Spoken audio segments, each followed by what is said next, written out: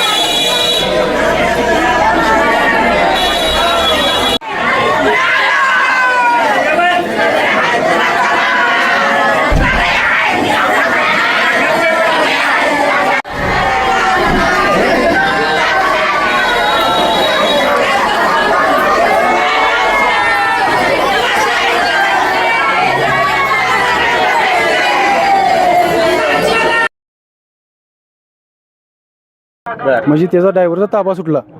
तर ताबा सुटला तसं गाडी विहिरीत गेली आणि गाडी विहिरीत पडली. विहिरीत पडल्यानंतर आहे ना त्यात एक बारकं बाळ म्हणजे असं एक 4 वर्षाचं वर आलं तसं आहे ना मी पहिली उडी मीच मारली. म्हणजे कोणच नव्हतं ॲक्सिडेंटमध्ये, तर कोणच नव्हतं. तर त्यातले 5 जण बाहेर काढण्यात यश आलं आणि 2 जण त्यांच्या ते निघलेत. तर त्यातले 7 जण सुखरूप आहेत आणि 8 जण डेड झाले. त्यातले हा रस्ता तयार करायला घातला होता, त्याच्या आम्ही सांगितलं होतं की ह्या रस्त्याची उंची वाढवली त्याने आणि आमच्या जमीन खाली आहे, संरक्षण भिंत बांधा. आम्ही त्यावेळेस पण त्यांना कलेक्टरला पण तक्रार केली आहे. रोडचं काम पण आपण त्यावेळेस थांबवलं होतं, पण नंतर त्यांनी काय म्हणलं की आम्ही कट्टाडा बांधून घेतो.